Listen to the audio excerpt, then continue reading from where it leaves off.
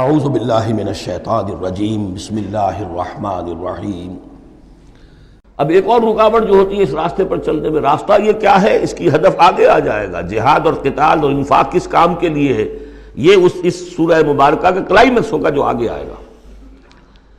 لیکن ایک اور رکاوٹ جو آتی ہے، یہ تکلیف آ جائے گی، یہ مصیبت آ جائے گی، یہ مسئلہ پیدا ہو جائے گا، یہ مشکل ہو جائے گی، یہ سارے خوف وَلَنَبْلُوَنَّكُمْ بِشَيْءٍ مِّنَ الْخَوْفِ وَالْجُوعِ وَنَقْصٍ مِّنَ الْأَمْوَالِ وَالْأَنفُسِ وَالثَّمَرَاتِ لَتُبْلَوُنَّ فِي أَنفُسِكُمْ وَأَمْوَالِكُمْ وَلَتَسْمَعُنَّ مِنَ الَّذِينَ أُوتُوا الْكِتَابَ مِن قَبْلِكُمْ وَالَّذِينَ أَشْرَكُوا أَذًى كَثِيرًا۔ آزمایا تو جائے گا۔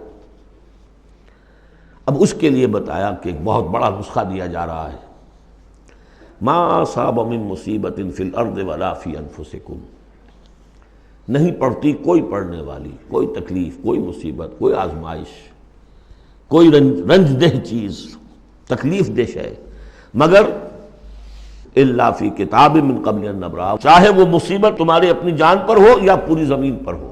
وہ بڑے پیمانے پر آیا، سیلاب آیا، زلزلہ آ گیا، ایک انسان کی اپنی ذاتی زندگی میں آیا، ایکسیڈنٹ کے اندر مجروح ہو گیا، کسی بیماری میں مبتلا ہو گیا۔ ما اصاب من مصیبت فی الارض ولا فی انفسکم الا فی کتاب من قبل ان نبرأہ، وہ ایک کتاب میں درج ہے اس سے پہلے کہ ہم اسے ظاہر کریں۔ ان ذالک علی اللہ یسیر، یہ اللہ پر بہت آسان ہے۔ اللہ کا علم جو ہے اتنا محیط ہے ما کان و ما یکون کو، کہ جو کچھ ہونا ہے اس کے علم میں تو پہلے سے موجود ہے۔ تو تم اسے بڑا عجیب سمجھو گے، بہت مشکل سمجھو گے، اللہ پر یہ آسان ہے۔ یہ بات تمہیں کیوں بتا دی گئی، اس کا ایک نتیجہ نکلنا چاہیے، لِكَيْ لَا تَأْسَوْا عَلَىٰ مَا فَاتَكُمْ، تم افسوس نہ کیا کرو، مایوس نہ ہو جایا کرو اس چیز پر جو تمہارے ہاتھ سے جاتی رہے۔ حوادث سے، دنیا سے کوئی چیز اگر ہاتھ سے نکل گئی، موقع ہاتھ سے نکل گیا، اب بیٹھے ہیں پچھتا رہے ہیں، پیچ و تاب کھا رہے ہیں، میں اگر اس وقت یہ کام نہ کرتا، سیدھا چلا جاتا تو میرا کام بن جاتا، یہ نہ ہوتا، اس نے یہ کام رکاوٹ نہ ڈالی ہوتی تو یہ میرا کام بن جاتا۔ سوائے وہ پیچ و تاب کے کچھ حاصل نہیں، اور جسے یقین ہے کہ یہ ہونا ہی نہیں تھا میرے لیے، اللہ تعالیٰ کی طرف سے یہ شے طے نہیں تھی، بس بات ختم ہو گئی، اور اس کے میرے ہاتھ سے نکل جانے ہی میں کوئی خیر ہے۔ عسیٰ ان تحبوا شیئا وہو شر لکم وعسیٰ ان تکرہوا شیئا وہو خیر لکم واللہ یعلم وانتم لا تعلمون۔ میں تو جانتا نہیں، اللہ جانتا ہے۔ ما اصاب من مصیبت فی الارض ولا فی انفسکم الا فی کتاب من قبل ان نبرأہ ان ذلک علی اللہ یسیر لکی لا تأسوا علی ما فاتکم ولا تفرحوا بما آتاکم، جو کچھ اللہ تمہیں دے دے اس پر اترایا مت کرو، اس لیے کہ وہ بھی آزمائش ہے، جو دیا ہے تمہیں اس میں آزمائش ہے، اس کو اکاؤنٹ فار کرنا پڑے گا، وہ لائبلٹی ہے۔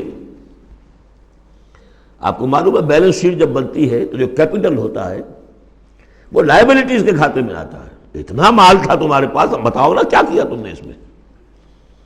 تو اللہ جو کچھ دیتا ہے وہ لائبلٹی ہے، اس کو اکاؤنٹ فار کرنا ہوگا قیامت کے دن۔ تمہیں اتنا مال دیا تھا میں نے، تم نے کیا کیا؟ تمہیں اتنی ذہانت میں نے دی تھی، تم نے کہاں لگائی؟ یہ صلاحیتیں میں نے دی تھی، کہاں خرچ کی؟ دنیا بنانے میں یا آخرت بنانے میں؟ باطل کے نظام کی چاکری کرنے میں؟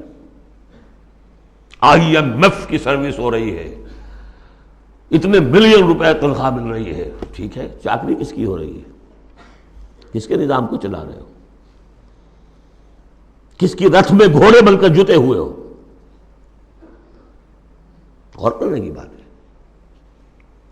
بڑا ہمیں فخر ہوتا ہے، فلاں شخص ورلڈ بینک کے اتنے عہدے پر پہنچ گیا، ہمارا عزیز اور ہمارا۔ کس کی چاکری ہو رہی ہے؟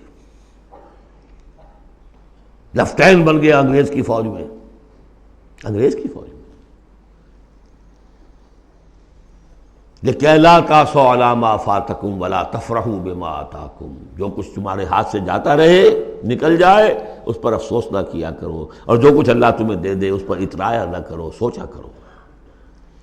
بلکہ امام احمد ابن حنبل رحمۃ اللہ علیہ کا معاملہ تو یہ ہوا تھا کہ جب وہ خلق قرآن کا مسئلہ چل رہا تھا تو جس زمانے میں کہ ان پر عتاب ہو رہا تھا حکومت کی طرف سے، جیل میں تھے، مارا جاتا تھا کہ کہو کہ قرآن مخلوق ہے، اور وہ کہنے کو تیار نہیں تھے۔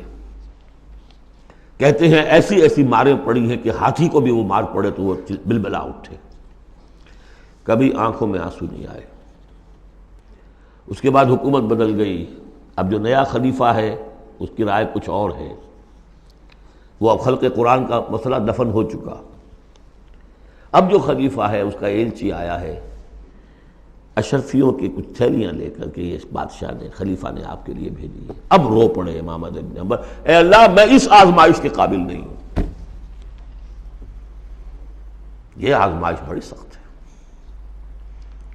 خطاب دے دے کر انگریزوں نے جو غداریاں کروائیں، پھر خطاب ملتے تھے نا، آنریری مجسٹریٹ بنتے تھے، لیکن کرتے کیا تھے وہ؟ اس قوم کے اندر انگریز کی اس حکومت کو چلانے اور اس کے پاؤں مضبوط کرنے اور جمانے کی جدوجہد۔ لِكَيْ لَا تَأْسَوْا عَلَىٰ مَا فَاتَكُمْ وَلَا تَفْرَحُوا بِمَا آتَاكُمْ وَاللَّهُ لَا يُحِبُّ كُلَّ مُخْتَالٍ فَخُورٍ۔ اللہ کو بالکل پسند نہیں ہے اترانے والے اور فخر کرنے والے، الذین یبخلون، اور ظاہر بات ہے کہ جو مال کے اوپر اترائے گا وہ مال کو سنبھال کر رکھے گا، اسی کی بنیاد پر تو ہے اس کی اکڑ۔ الذین یبخلون ویامرون الناس بالبخل، جو خود بھی بخل سے کام لیتے ہیں اور لوگوں کو بھی بخل کا مشورہ دیتے ہیں کہ میاں ذرا ہاتھ روک کے رکھو، کیا کر رہے ہو؟ تم نے دونوں ہاتھ کھلے چھوڑ دیے ہیں، پتہ نہیں ہے تمہارے ہاں 4 بیٹیاں بھی ہیں، ان کے ہاتھ پیلے کرنے ہیں کہ نہیں؟ کہاں تم اللہ کے لیے اور اللہ کے دین کے لیے سب کچھ خرچ کرنے کے درپے ہو گئے ہو؟ وَمَن يَتَوَلَّ فَإِنَّ اللَّهَ هُوَ الْغَنِيُّ الْحَمِيدُ، اور جو کوئی رخ پھیر لے گا، منہ موڑ لے گا، تو اللہ تعالیٰ تو غنی ہے اور حمید ہے، اسے کسی کے احتیاج نہیں ہے، وہ ستودہ صفات ہے۔ صدق اللہ العظیم۔